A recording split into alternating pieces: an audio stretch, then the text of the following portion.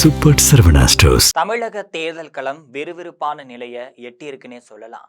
குறிப்பா திமுக, அதிமுக, பாஜகன்னு அனைத்து கட்சிகளும் எந்தெந்த தொகுதிகளில் யார் யார் வேட்பாளர்கள் அப்படிங்கிற பட்டியலை ஏற்கனவே கையில வச்சிருந்த நிலையில இப்ப மேற்போக்கா நேர்காணல் நிகழ்வு நடைபெற்றிருக்கு.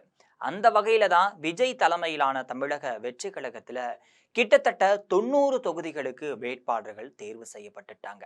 ஆனா அதே சமயம் சுமார் 145 தொகுதிக்கும் போட்டியிட ஆள் இல்லாம மிகப்பெரிய சிக்கல் ஏற்பட்டிருக்கு.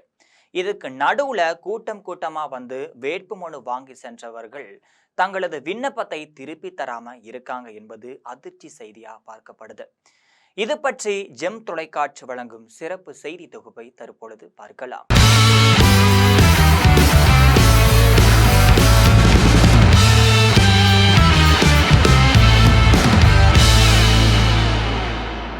தமிழ் சினிமாவில் கொடிகட்டி பறந்த நடிகர் விஜய் இப்ப தமிழக வெற்றி கழகம் மூலமா வரக்கூடிய சட்டமன்ற தேர்தலில் போட்டியிடுறாரு.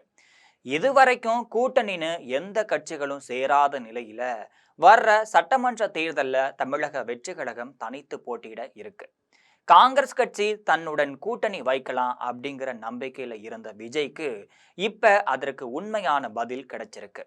தமிழக வெற்றி கழகத்துடன் காங்கிரஸ் கட்சி கூட்டணி வைக்க போவதா தகவல் பரவியது தவறானதுன்னு தமிழ்நாடு காங்கிரஸ் தலைவர் செல்வ பெருந்தகை திட்டவட்டமாகவே அறிவிச்சிருக்காரு. இதற்கு நடுவுல தான் வர்ற மார்ச் மாதம் 4ஆம் தேதி தமிழ்நாடு சுற்றுப்பயணத்தை மேற்கொள்றாரு அகில இந்திய காங்கிரஸ் தலைவர் ராகுல் காந்தி அவர்கள். எனவே வர்ற 4 இல்லைன்னா 5ஆம் தேதி திமுக காங்கிரஸ் கூட்டணி தொடர்பான இறுதிக்கட்ட முடிவு எட்டப்பட்டுவிடும். இந்த நிலையில தான் தமிழக வெற்றி கழகம் இப்ப தனித்து விடப்பட்டிருக்கு. இறுதி கட்டமா ஒருவேளை சசிகலா தரப்பிலான புதிய கட்சி கூட்டணி வைக்கலான்னு எதிர்பார்க்கப்படுது. இதுக்கு நடுவுல கடந்த பிப்ரவரி 6ஆம் தேதி தமிழக வெற்றி கழகம் சார்பில் விருப்ப மனு தொடர்பான அதிகாரப்பூர்வ அறிவிப்பு வெளியிடப்பட்டு ஒரே நாள்ல 10,000 பேர் திரண்டு வந்து விருப்ப மனுக்களை வாங்கிட்டு போனாங்க. இதை தொடர்ந்து தான் கடந்த 15 நாட்கள்ல 60,000த்திற்கும் மேற்பட்ட நிர்வாகிகள் விருப்ப மனு வாங்க சென்றார்கள்.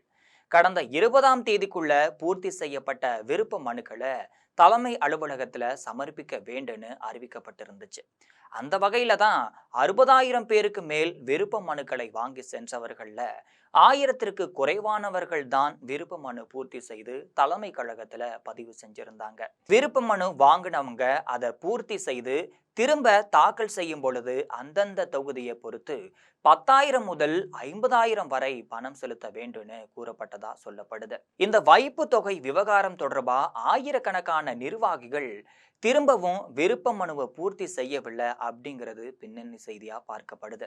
இந்த நிலையில தான் அதிமுக தரப்புல அதன் தலைவர் எடப்பாடி பழனிசாமியும் திமுக தரப்புல அதன் தலைவருமான மு.க. ஸ்டாலினும் நேர்காணல் நடத்துவது போல தமிழக வெற்றி கழக தலைவர் விஜய் நேர்காணல் நடத்துவதற்கு விரும்பாமே இருக்காரு.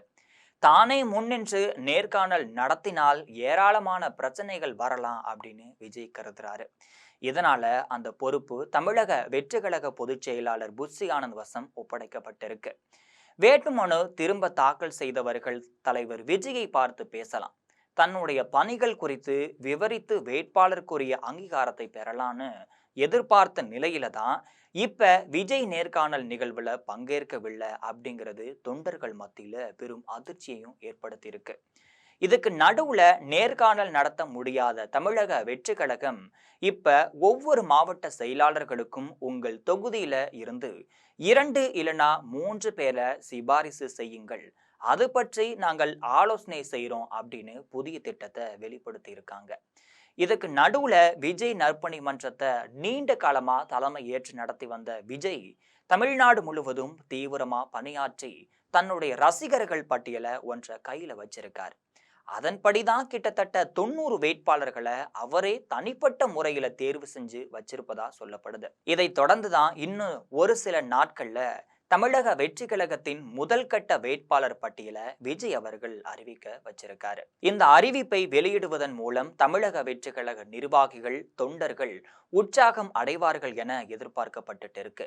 இதுக்கு நடுவுல விஜய் அவர்கள் நியமித்த தமிழக வெற்றி கழகம் தலைமை நிர்வாகிகள் ஒருவருக்கொருவர் மோதல் போக்கை கடைபிடித்து வருவது தொடர்வதால அவர்கள் அனைவரையுமே அழைத்து விஜய் காட்டமா பேசியதாகவும் சொல்லப்படுது.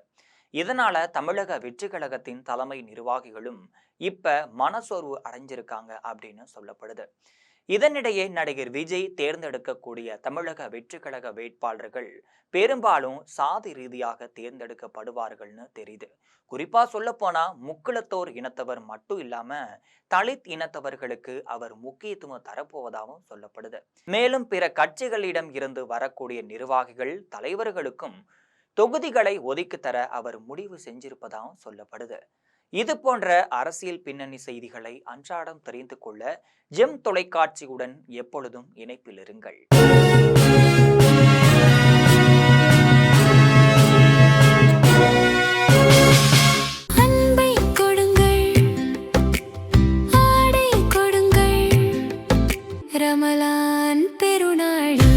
Super Saravana stores.